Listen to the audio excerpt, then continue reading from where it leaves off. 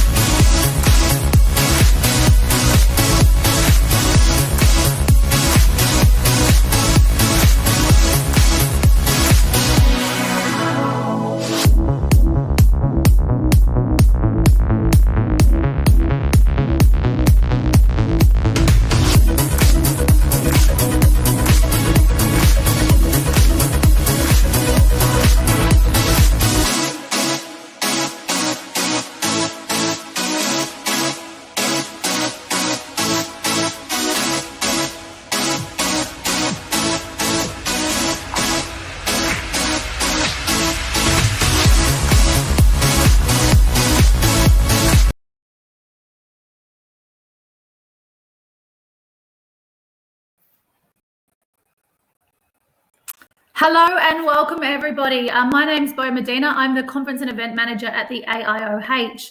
Today we have a fantastic webinar planned for you. It's with Jason Green. It's Finding Your Career Direction as a Trusted Health Advisor. But before I welcome Jason, I'm just going to walk you through a very quick AIOH update with all our current event news and events. If you don't know who our 2021 Council is, we have Ross Di Corletto, who is our president, Kate Cole, our president-elect, Alex Todorovic, our treasurer, the lovely Sharon Johnson, our secretary, Marcus Brooks, the councillor, and Melanie Windass and Kelly Johnson, also councillors. The team in the office is myself, who you all now know as the conference and event manager, Alicia Gorman, who is the membership manager, and Craig Price, who works in accounts. We have our annual conference and exhibition coming up. So at this stage, it is still planned as is. There will be some updates, I'm sure, as things progress later down the track, but we're looking forward to a face-to-face conference in November with all the regular setup or format that we generally have. So that's still open for registration. So if you haven't bought your ticket, feel free to jump online and to grab your tickets. We have another webinar coming up next week, Thursday. That's What's in the Code of Practice. That is with Zach Dupree. So that's at 12 sharp. That's also on the website for registration. So all of these are obviously on the website for registration. So at the end of this update, feel free to jump on and to register for any of these events. We have a face-to-face event. So we have the WA chapter meeting. Lucky Ducks are able to catch up in person. So this one is with Laurie Glossop, Candace Dix, and Parina Oceanus. And this is around COVID-19. The topic is around when the facts change, I change my mind. So I know that they're very limited. It's sold at 80% at the moment. So if you are in WA, that might be one for you to get out to. North Queensland also, we have a face-to-face chapter meeting. This one's in the 16th of September. So again, same deal. It's a smaller community up there, but you can get to catch up at a lovely yacht club. So if you're out that way, feel free to register as well. We have a masterclass coming up. We haven't actually advertised this yet, so you'll be getting this shortly into your inbox, the details around this. This is with Candace Dix and Luke Ripper. It's a masterclass around real-time monitoring practical guide. And yeah, I'm sure that it'll be very well received. So that's finishing up my update. Again, head over to the website and you can have a look at all the events that I just mentioned. Hello, Jason. Hello, Bo. How you going? I'm good. How are you? Yeah, all right. Excellent. Yeah. Okay, most of the people are in the room now, so I'm going to pass this over to you. Okay. I'm in the background, so if you need me, all you need to do is just say my name and I'll jump in and help where I can. Yes, please. I may well need you both. So yeah. Keep close. Awesome. Yes. Yeah, definitely. All right. Excellent. Cool. Well, thank you so much, everyone, for joining us today in webinar land, wherever you are. So yes, I'll just quickly share my screen here, just like this. Okay. You can see my screen there, Bo. Yep. Okay, great. So I was asked to do a webinar, and I wanted to do something around this space, around sort of trusted health and safety advisors. And so I just wanted to talk about a few different topics around that sort of area there. What are the challenges of OH or occupational hygiene practitioners? A quick look at developing those skills that we need as hygiene and health and safety people, technical communication, networking, leadership skills, where the assistance is from the Hygiene Institute. We're going to have a look at that pathway of becoming a certified occupational hygienist and beyond. We're going to have a really great chat session with 3 OH stars, so that's going to be really good, coming up a bit later on.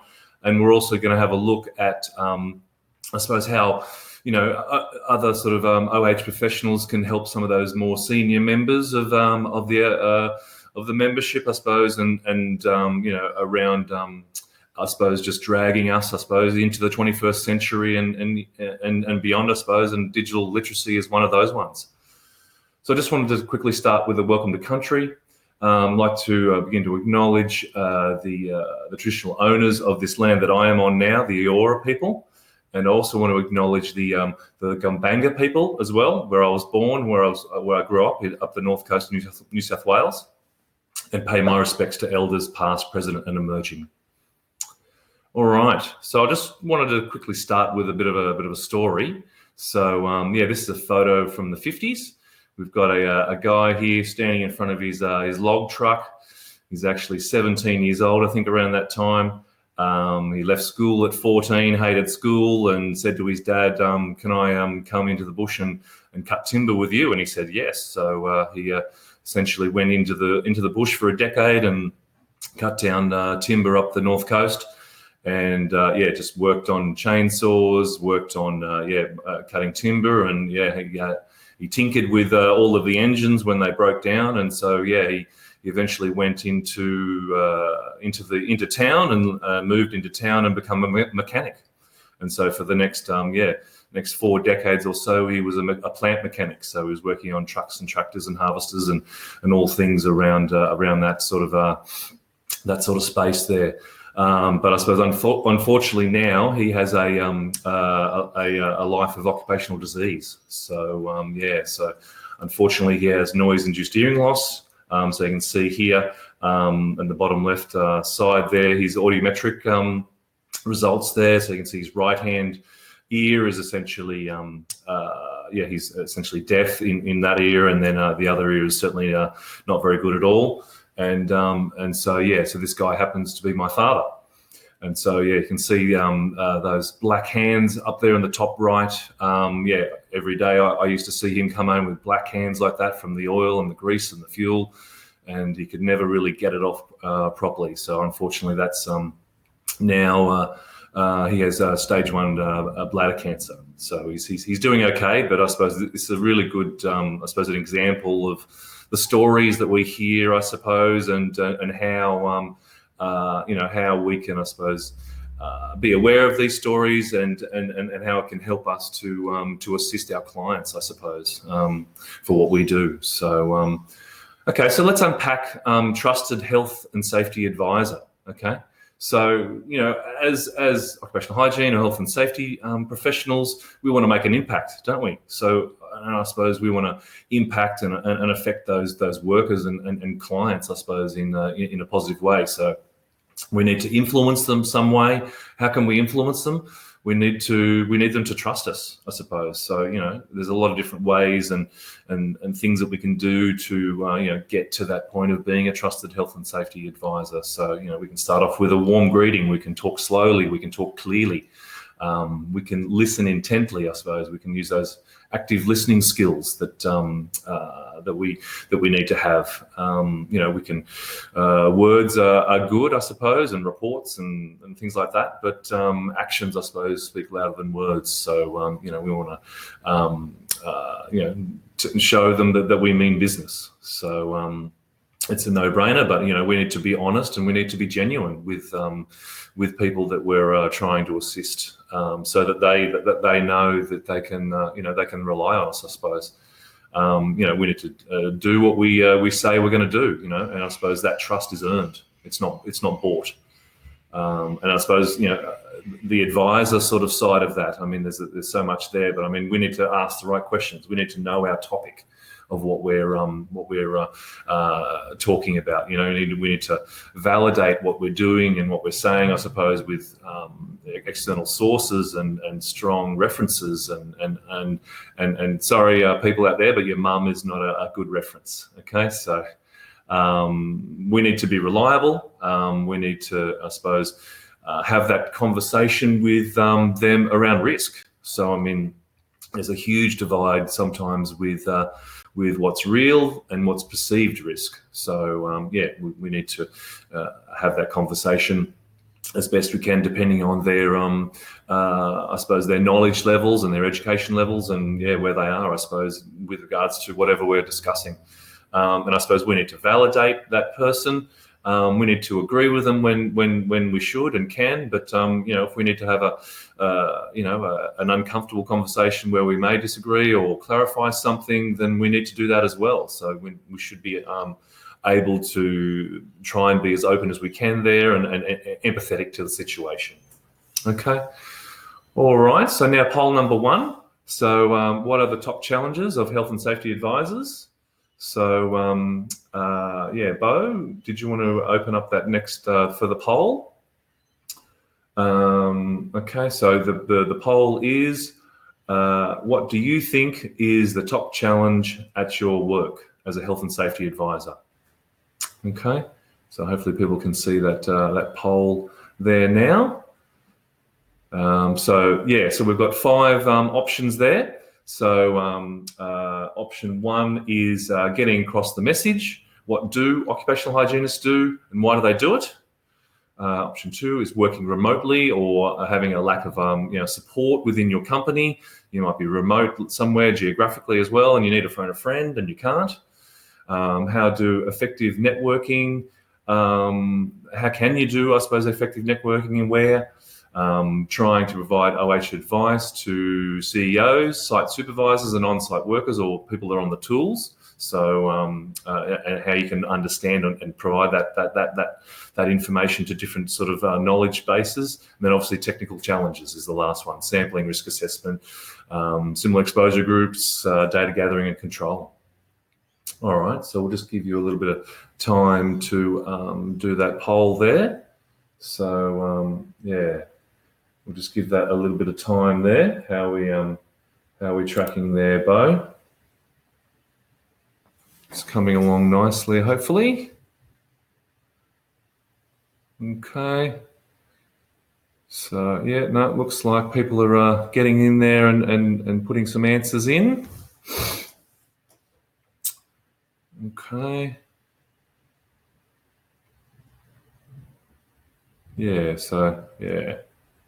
I think, I mean, there's more challenges than these. Don't worry. I'm sure you can think of a few more challenges than these. So if you want to throw those in the chat later on, do that. As I mentioned, or Bo might have mentioned before, we're going to have a Q&A session right at the end as well. So be my guest and put some questions in the chat. All right. That's a pretty good outcome at the moment. Yeah. Jason, with how many people up, so I'd leave it at that at this stage where it is. Yeah, cool. Okay. Well, I mean, so it looks like we've got a top one there, which is the getting across the message. What do occupational hygienists do, and why do we do it? Yeah, I mean that is a massive conversation conundrum, isn't it? Sometimes, depending what their knowledge base and whether they've heard of hygiene people before, and so it's a really big battle, isn't it? As you all know, and quickly directly behind that is number 4, and which is, I suppose, providing that advice to your top CEOs, to your site supervisors, and then old mate on the tools. I mean, we need to temper and change our conversation and change the way that we provide this advice, isn't it? So that's great. So I think that's there's sort of the 2 highlights, and then I suppose number 2 there was also getting a bit of a bit of love there with some of the answers there. Okay. All right. Well, that's good. So it's good to know sort of where people are at there, and what I suppose some of their pinch points are as health and safety advisors, so that that I suppose can help with their focus, I suppose, on what they're doing. So I suppose there's lots of different skills that we need as health and safety advisors. And I suppose technical skills is one of those massive ones. So I mean, if we can step back a bit, I suppose we need to make sure that we're doing something that we love. We're doing something that would really interest you, in your career and what's something that you might be passionate about. So there might be a deep passion, but that might grow, in time. So we need to look into the world, I suppose, and the online space is getting larger and larger. I suppose, we want to look for inspiration. So we want to look for, things that really excite us. We want to look at people that inspire us. We've got some amazing subject matter experts out there in the Hygiene Institute. We've got these rock stars that are just, constantly, putting things out and, just being really, a maverick, I suppose, in their space, I suppose, of hygiene. They may be specialists, they may be generalists. So, I think those people are ones to, I suppose, where we can sort of grow from, I suppose, or just find that inspiration. So practical knowledge of processes and technology, that's always a big thing. So, we've got to move with the times. We've got to move with science and move with, new things that are happening, new exposure standards that are happening. So we've just got to be across those things. We need to look at further education. So, an example of that is an occupational hygiene masters, and the University of Wollongong and Edith Cowan University have amazing courses in that. I've done the masters at UOW, so I'm a bit biased there. So, huge shout out to Jane Whitelaw and Brian Davies there, who helped me along the way for my masters.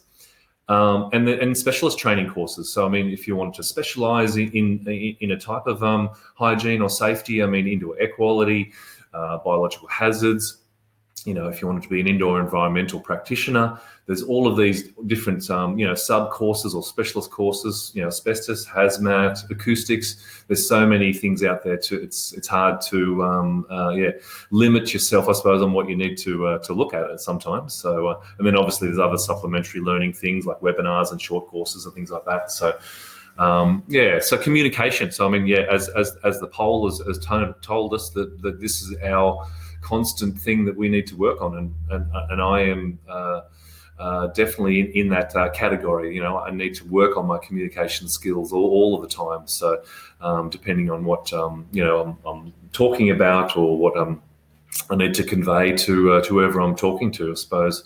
And listening. So listening is one of those key things that we need to be very good at. So we need to be, I suppose that active listener. We need to understand. We need to be empathetic with the people that we're talking to, so that we can understand and know where they're coming from. And I suppose when we're doing that, we can use our non-verbal type communication skills as well. So that essentially gives that feedback to that person that you're talking to, that that what they're saying is valid, or that you understand what they're saying.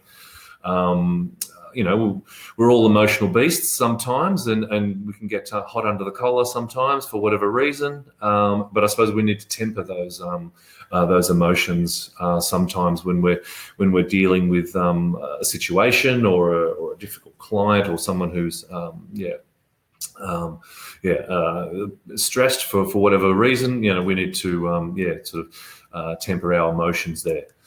So feedback. So we really should be asking for feedback constantly from whoever we're talking to, our bosses, our clients, whoever, of what the information that we're putting out there, and just essentially just getting a sanity check sometimes on what we're putting out there, and whether it's good, whether it's not so good, whether it could be done better. And I suppose, it's just really good to get feedback about whatever you're doing. So public speaking, such as what I'm doing now. So give it a go. It's a little nerve-wracking sometimes, but so I suppose it's about knowing what you're talking about and preparing, and there's a lot of things in that sort of space there. And I suppose, having a filter. We need to have a filter sometimes. We've got to be mindful about the type of audience we're talking to, the types of topics that we're talking about. So, we might need to, dial it down a little bit sometimes, depending on what the situation is. And then knowing, essentially back to knowing your topic as well. So if you know your topic, then you'll come across as confident, and if people see that you're confident, and they see that that what you're talking about, then that will create that influence and that trust. So so I suppose the next one is I suppose networking, and that's part of the soft skills. So soft skills is time management, networking, teamwork, creative thinking, conflict resolution, all of those things like that. So I suppose we want to look at those soft skills, and and I need to work on those as well as some of you, I'm sure. And joining, I suppose, one way is joining professional associations like this Hygiene Institute, like other ones out there, and there's a lot of things online now to do with social media and other media groups which can help with networking. Join a committee, join a Hygiene Institute committee that interests you. There's so many there, and I'm sure there's one there that may interest you. So I thoroughly recommend it. I mean, some of you may think that networking skills are not that important, that you don't really need to do that much. But I tend to disagree a bit with that. I think as hygiene professionals, we need to be team players. We need to be collaborative. We need to know how to work in a team of different personalities and different people. So I think that networking and having those networking skills is invaluable. So I think it's just as important as some of these other things, and it could help aid your career transition potentially. So I think networking is a really good thing. Okay, so leadership skills. You may think that the bosses or the CEOs or your managers, that they're the only leaders out there. Well, no, they're not. There's lots of different leaders, and whether you're a leader now or you may don't think that you'll ever be a leader, well, I disagree with that. I think you will be a leader in some way or form if you continue in this profession of getting to being some sort of subject matter expert in something, and that will assist you in becoming, I suppose, a leader, or I suppose taking the lead in some way or form. So all of these things around this good leadership circle here are all very relevant. We need to be, if you're a leader, you need to give good communication, good example. You need to lead by a good example. You need to provide recognition to people when it's needed. We want to have a look at that integrity sort of side of it. We want to, I suppose, inspire and encourage people. I think really that is something which is underdone these days. And I think if people are doing a good job and they haven't been called out and told them they're doing a great job, I mean, our frontline health workers at the moment, they need this more than anyone now. So they need to be encouraged and be told that they're doing a good job. So, and that makes people feel good. It gives a little warm, fuzzy feeling in your heart. So you want to, I suppose, being a leader will essentially get you to do stimulating work, or you could be helping with that.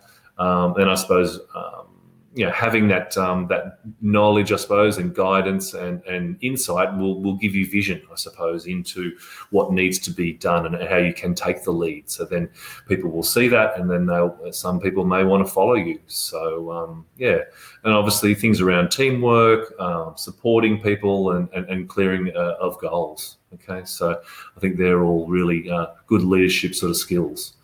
All right, let's have a bit of fun now.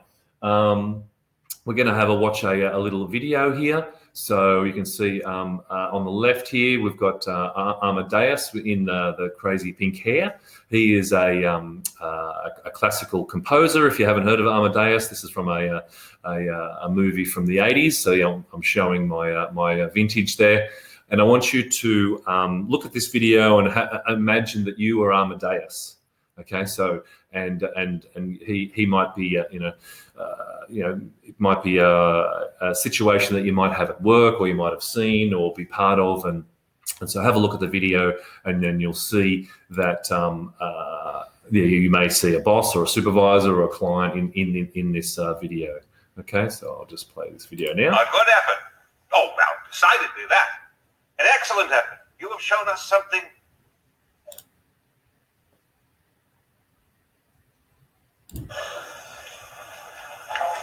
quite new tonight. It is new. It is, isn't it, sire? Yes, indeed. So, then you liked it. You You really liked it, sire. Well, of course I did. It's very good. Of course, now and then, just now and then, it seemed a touch. What do you mean, sire? Well, I mean, occasionally it seems to have. How should one say? How shall one say, Director? Too many notes, Your Majesty. Exactly. Very well put.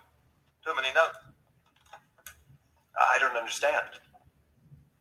There are just as many notes, Majesty, as are required, neither more nor less.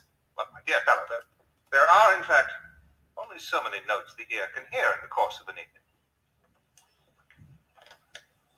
I think I'm right in saying that, aren't I, court composer? Yes. Yes. On the whole, yes, Majesty. This is absurd. My dear young man, don't take it too hard. Your work is ingenious. It's quality work. And there are simply too many notes. That's all. Just cut a few and it'll be perfect.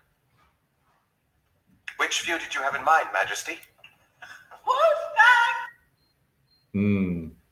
So hopefully people can, that might resonate with some of you there, that you may have been in a situation like that, and your back may be up against the wall, and there might be certain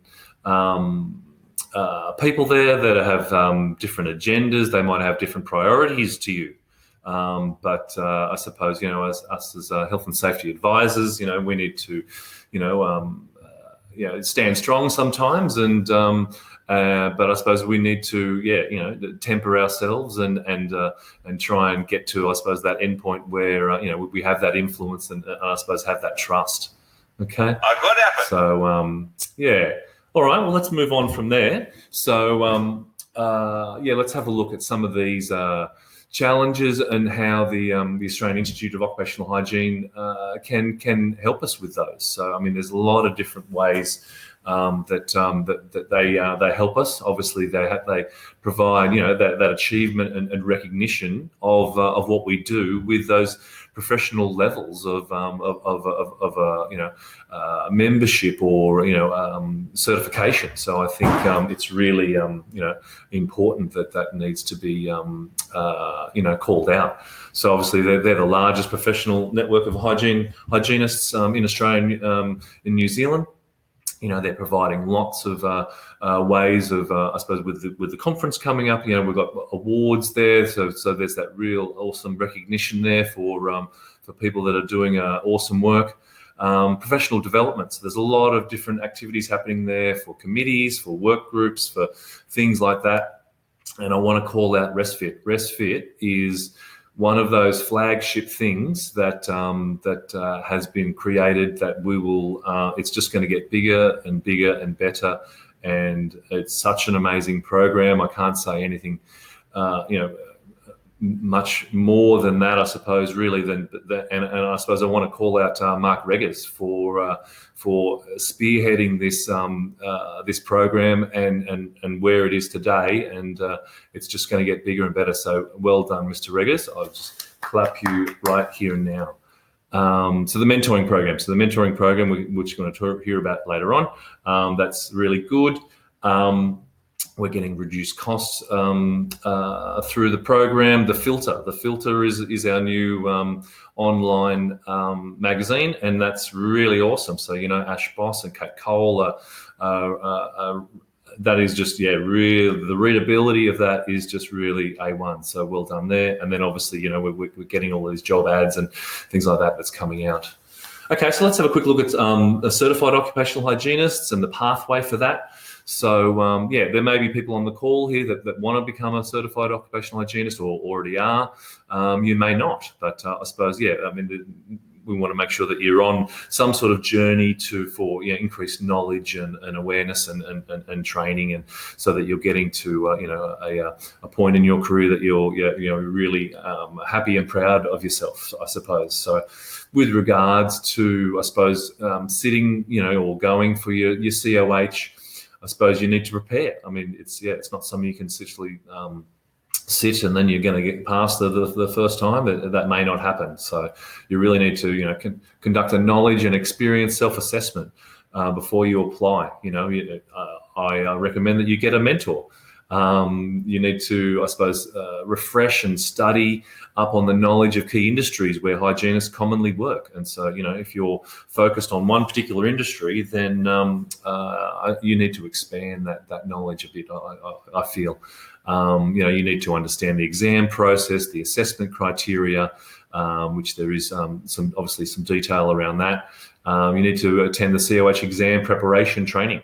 Okay, so we want to make sure that you're speaking with past applicants and learning from their experience. I think that is one big part of this puzzle that needs to be you need to look into. And I suppose in practice, when you're going through and you're doing the exam.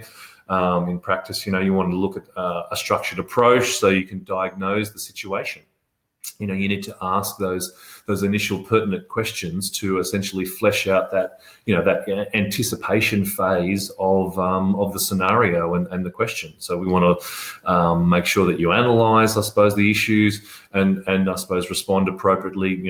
And there is a time limit, so you need to respond in that time, that smallish time frame. And I suppose practice with colleagues, with peers. Addressing the issues, navigating cryptic scenarios, and keeping time is all really good. So yeah, we want to make sure that you're getting set up for real success. Okay, so poll number 2. What does mentoring mean to you? So jump on to the next poll, please. Bo, I think you're going to be sorting that poll out now, I suppose. So question 1. So, answer number 1. So is mentoring short periods of managing? Is it here and now? Is it with resource allocation? Is there a specific outcome? Or is it a direct transfer of knowledge from one person to another? Or it could be guiding, sharing wisdom, knowledge, experiences, and there might be subject matter experts involved. Or is it coaching? Is there a conversation? Is it structured, measurable, collaborative, servicing shortfalls? So so let's see what the poll's doing here. So people are starting to answer this one, I believe, Bo. So let's see how we're tracking. Get in there and do make some answer that one, please. How are we going there, Bo? I would just give it another couple of seconds, and I think you should be right. Yeah. Okay. All right. Well, it's looking pretty good there, I would think. Yeah. So it's definitely number 3. So so that's where mentoring sits essentially. Yeah. It's guiding. It's sharing wisdom. There's knowledge. You're sharing experiences, and you're getting subject matter experts within the mentoring program, and I suppose the next popular one, but certainly much down there was number 4, and that's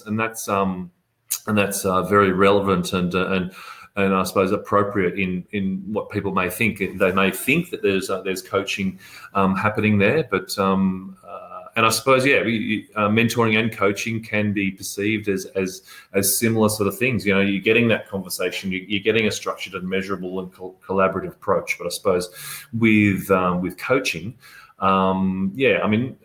anyone, I suppose, can be coached, I suppose, and with training, obviously, and experience, you can be a coach and be a very good coach.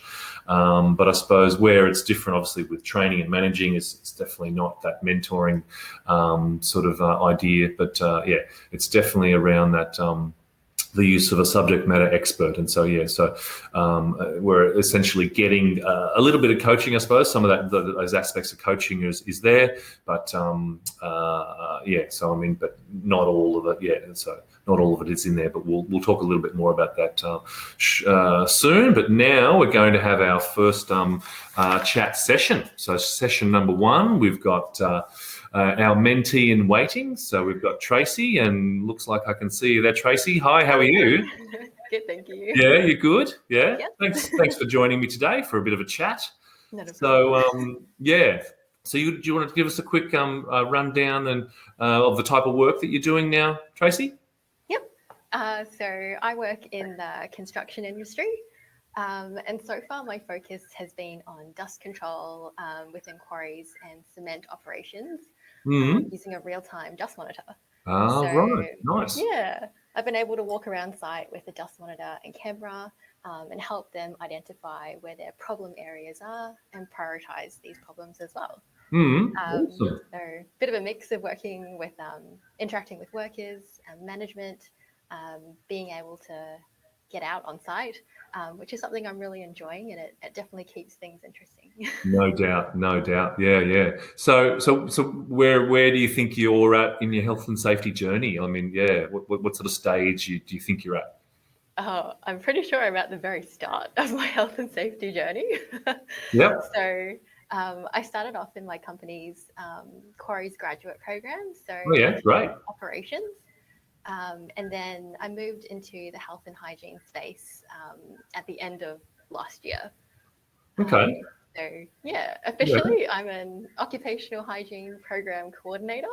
Okay, yeah, that's very official. Yeah, excellent. But technically still at lab, still learning the ropes and learning all about what an occupational hygienist does.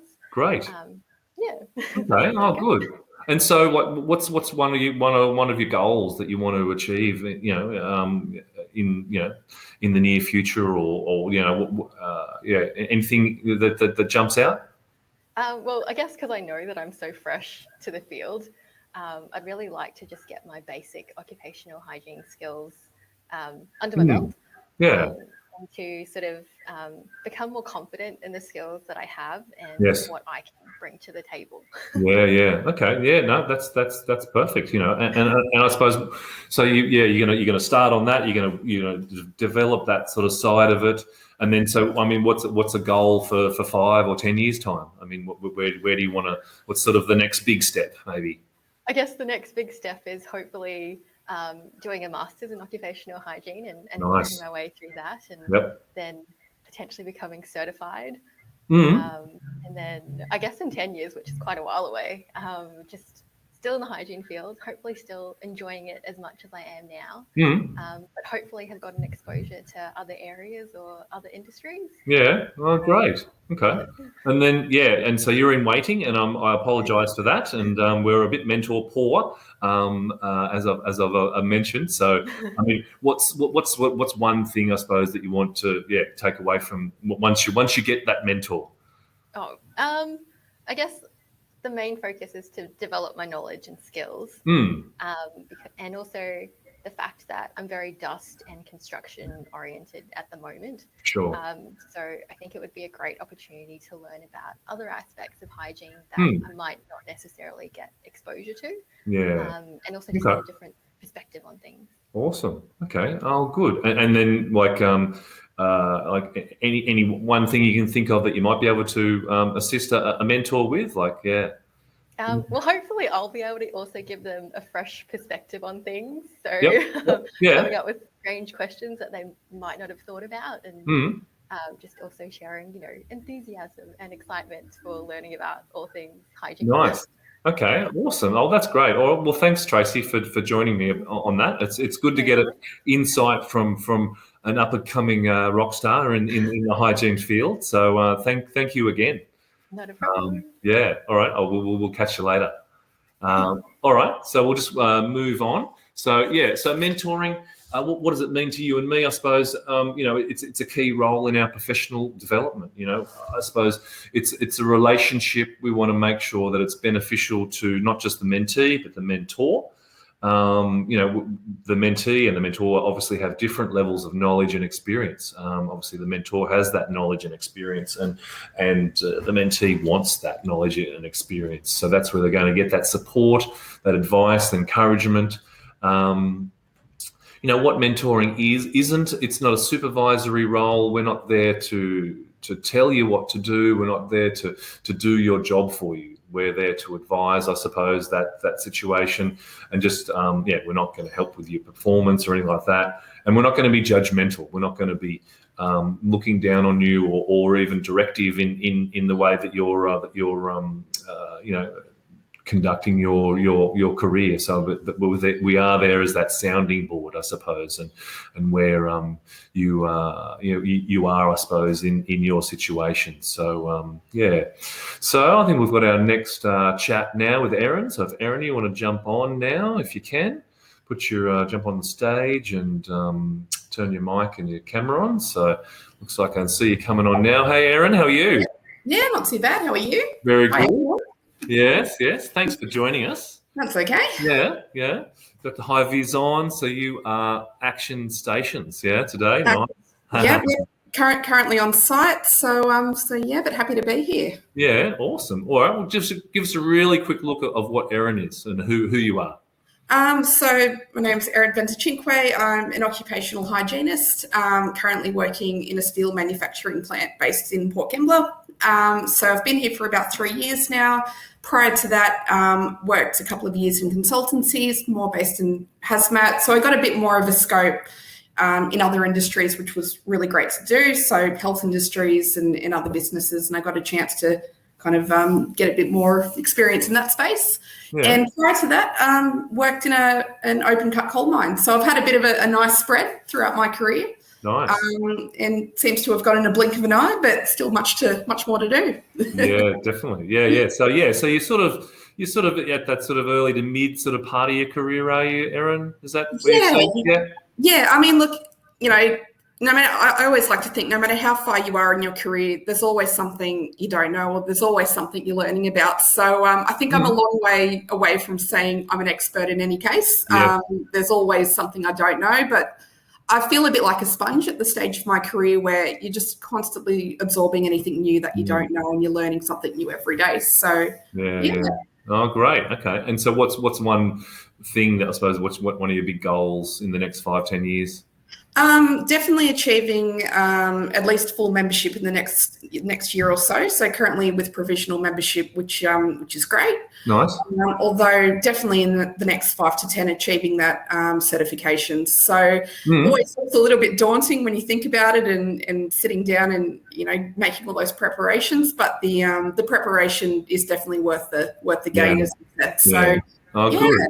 And so with your mentor pair that you've got going, so I mean, what's something out of that you want to just tell everyone about? What's one key thing that you've got? Well, one key thing, and it was pretty much identified in the poll, in the polls, which is sort of sharing wisdom, knowledge, and experiences. So sort of having someone that you can, I guess, bounce some sticky questions off, and we all come across them. But mainly for me, I found it was more confidence.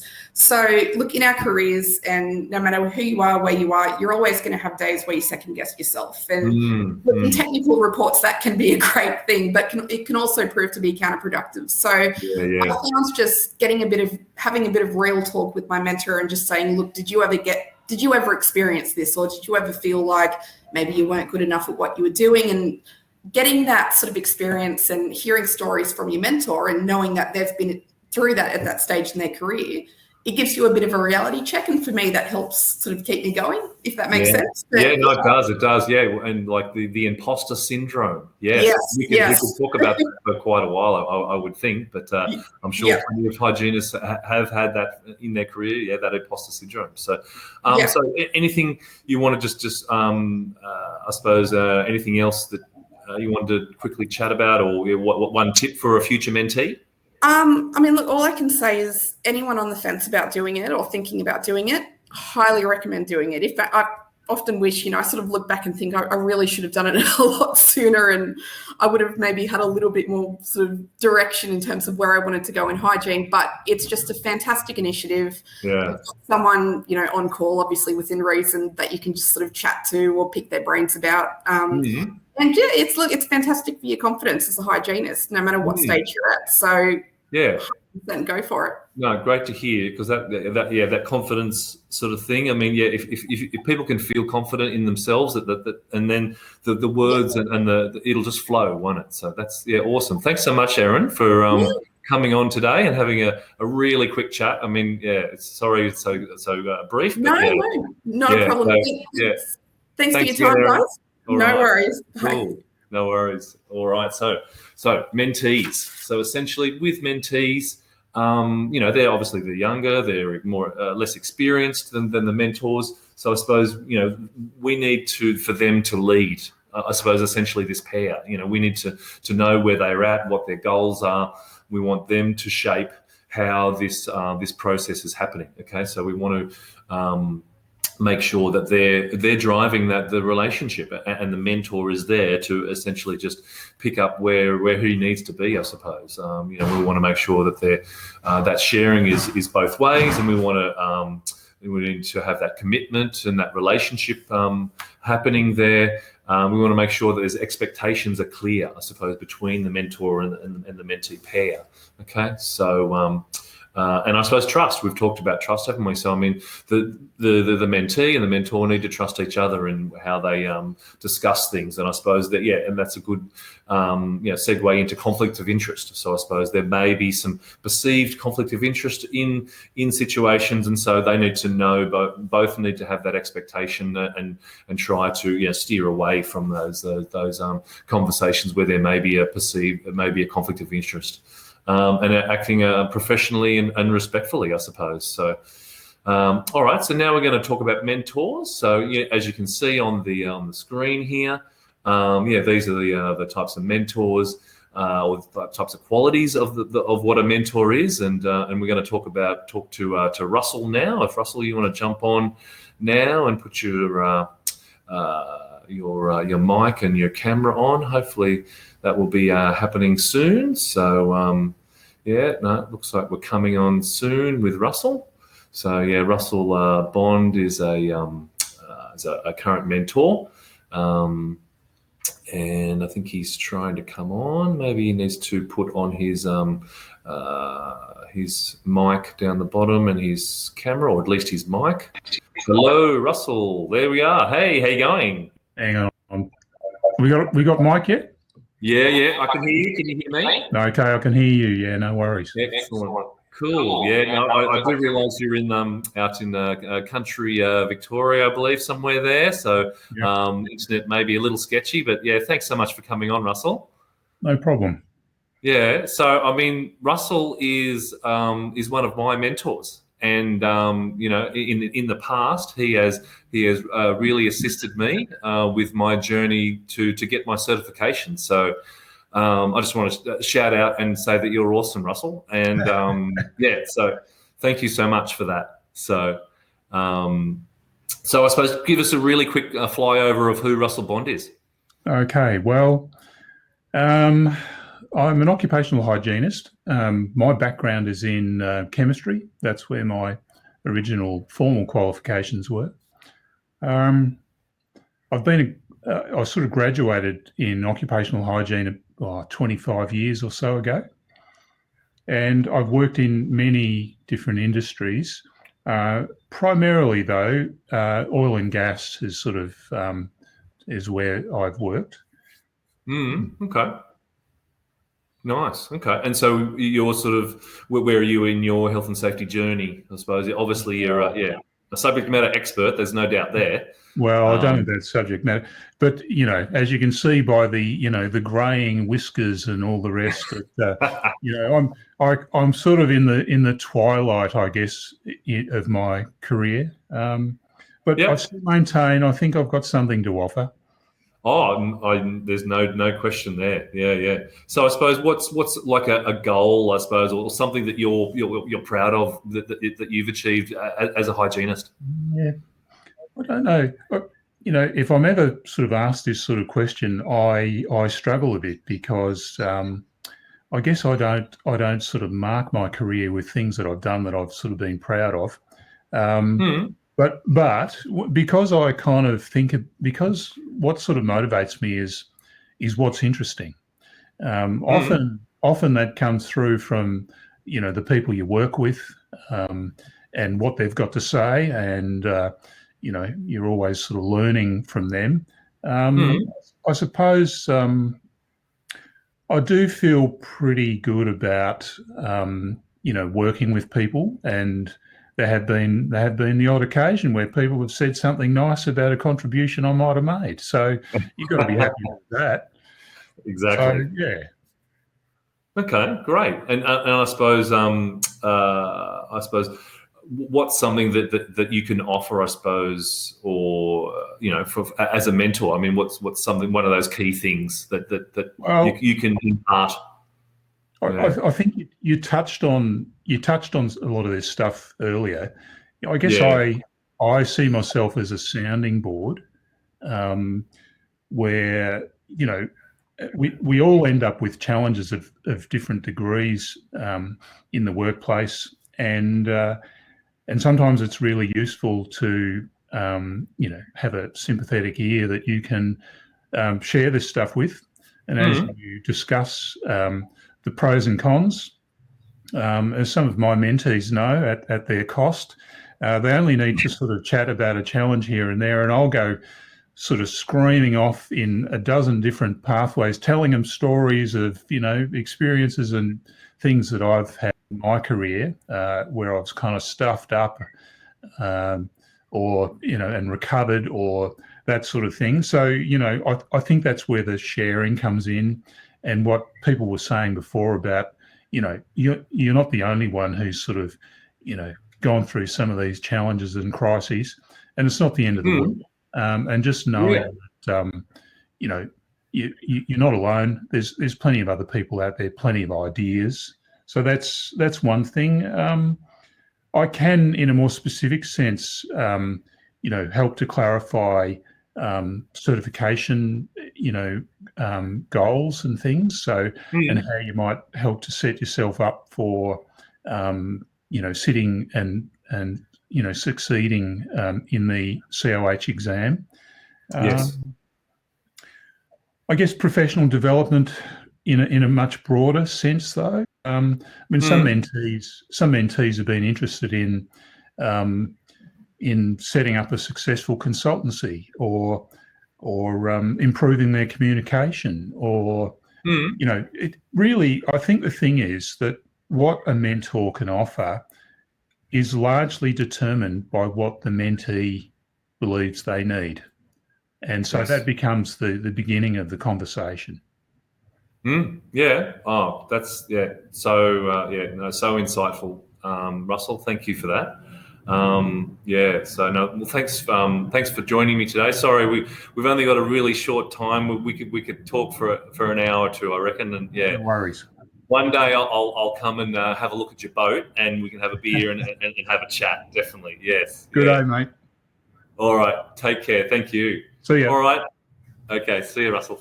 So mentors. So we've touched on all of these things, really. I think they're there for us, and I suppose they're sharing that information. They're a sounding board, networking. That's all there. So a successful mentoring program, we're not going to go too much into that essentially, but I mean, we want to make sure that pair is connected, that we try and pair you as best we can with the right person. We want that to be a year or hopefully longer. You need to be realistic and be ready, I suppose, and willing to be in the pair and to give your time for that pair, whether you're a mentee or mentor. You need to be a good listener. You need to be approachable, and I suppose willing to take it on board. And I suppose we need to look at that sort of all of those things, I suppose, together. So reverse mentoring is a massive thing that I'm wanting to develop more now. So that's the mentor hearing what the mentee has to say and learning and growing from that. So I mean, there's so many ways that people can be reverse mentored, and I know that people are getting some of that gold from those young and up and coming mentees now in the pairs. So I think that's really great. All right, well, we're nearly done. So I just want to really quickly look at a testimonial now. I asked for a very small testimonial. You can see on the right-hand side, that's what I got. But so that's amazing. So this person obviously got their certification, and they were just unbelievably over the moon. And it brought me to tears essentially when I read their testimonial. But I mean, all of these themes you can see on the side here. It was challenging, but it was a safe environment. She wasn't spoon-fed. They were allowed to figure it out themselves. It gave them confidence. there was a lot of different things there that they got out of it, and it was just a massive thank you there. So, all right, well, I think we're essentially at the end of the program here. Brett, do you want to just jump on? Brett Young is part of the mentoring committee with myself. I'm the chair there, by the way. Thank you all, and I haven't had a chance to look at the chat, but have we got a few questions there we could possibly quickly answer, Brett? Yeah, Jason, a couple of good questions have come in. So the first one is, if you could go back in time to when you first started out in the industry, what is something you wish you did or changed? Wow. Gee whiz. That's a question to me, is it? Okay. Something that I did or changed. Well, I mean, I suppose, just trying to reach out and ask for help, I suppose, is something which I struggled with earlier on in my career. I mean, I think I tried to sort of struggle along with certain things, and tried to lift my knowledge and experience as best I could. I think that's don't be afraid to reach out for help, and we need to be vulnerable sometimes, and that's probably a perfect time to realise that we don't know it all, and that there's other people out there that do know some of these answers that we can help us with. So that's probably my answer there, Brett. So yeah. So you found Russell as your mentor. Is that something that you've had? Is that something recent, or is that something you sort of wished you'd taken back on earlier on in your career, just to sort of tap into that question? Oh, well, you totally got it in one. I mean, I struggled with getting certification and I didn't really have someone specific to help me there, and that's what we're talking about now today. Is that that's probably number 2 on my list, is that I wish that I'd had someone there to really mentor me and coach me, I suppose, to a certain extent, to prepare me to be for the exam to become a COH. So that is my advice to everyone here, is to get someone to help you with that, definitely.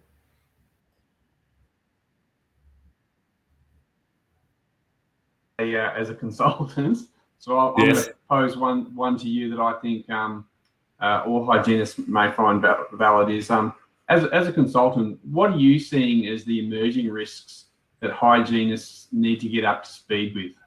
What's new in the game at the moment? That we know about asbestos, we know about dust and those sorts of things. Obviously, I think one of our earlier callers talked around their experience with real-time monitoring, which is something that we're looking to get underway at BHP as well. But what are you sort of seeing as the emerging risks in the consultancy field that we should become aware of? Well, I mean, I suppose, that's right. Real-time dust monitoring is a massive thing now, and once we get to that massive step change of getting real-time crystalline silica monitoring, I think that's going to be a massive game changer. So I think, that will be huge when we get that. Biological risks, we're in this COVID world now, and we can't go back. And I think if people can get aware with those sorts of things, I think everyone needs to be across that. And regardless of if you're helping a client with something which is a non-biological risk, for example, then I think it will be always relevant going forward. So that whole airborne transmission conversation, I think, is yet to be had. So I think, we're seeing it, and I'm sure you're feeling my frustration as well out there, is that, hygiene people don't really get a good seat at the table. And I suppose we want to try and get that seat at the table so we can talk about airborne transmission, and we can talk about ventilation, and we can talk about, these things on how, we're going to get out of lockdown, how we're going to get out of that situation. So sorry to mention the C word there, Brett, but that's my shortish answer for that one. Sorry, you're on mute, Brett. Just unmute yourself. My apologies.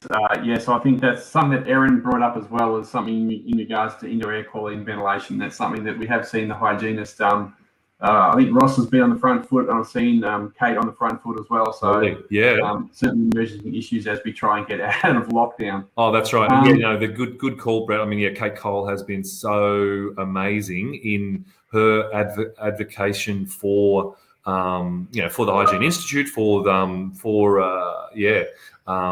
airborne transmission. So, and I suppose I'll call out another guy, Brad Present. He is a maverick in that field as well.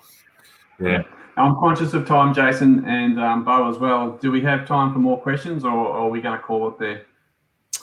I think we'd probably at least time for at least one or two more. Bo, what's your feeling? One more, one or two more, I would think. I think one of the things I'd like to reiterate is we've both. I've had a look at the attendees that are on here. We've got both young hygienists, mid-tier hygienists, and we've actually got some grey-haired fossils like myself. Just to reiterate, the AOH mentoring program, in terms of getting a mentor and that process. Did you want to just give us a little summary as to how people go about getting a mentor? Where they will get information on the webpage and the like, Jace, just a closing push again for our mentoring program. Exactly. No, good call, Brett. Well prompted there. Yeah. So I mean, I'm biased, but I totally feel and totally believe that this mentoring program is it's only going to develop your skills so much more. So you can get onto the website, and there's a drop down there. For the mentoring program, you can essentially download the information on how to become a mentor. You can put your application in for either a mentor or a mentee. So please do that. And can I have a big shout out to all the people on the call, or if you're watching this later, if you're a mentor or a potential mentor which is not in the program. Can you please, see in your heart to possibly see if you can give us some time to become a mentor? So so that's there's my pitch there. So so I suppose I mean, if there's no more questions, we might finish it up there. So I think Bo's going to do a little final sort of sign off, but I'll just quickly give you my Isaac Newton gold. So if I have seen further, it is by standing on the shoulders of giants. Okay, so the shoulders of giants are obviously mentors. So thanks so much for listening today. So over to you, Bo. Thank you, everybody, for tuning in today. As I mentioned, we have another webinar next week on Thursday. I just want to say thank you to Erin and I've forgotten. Sorry. Tracy, thank you. They did a fantastic job. And Russell. That was brilliant. And thank you for helping us with this webinar. It was brilliant. Awesome, great. Thanks, Bo, and thanks for everyone. And have a good Friday and have a good weekend. Thanks, guys. Bye.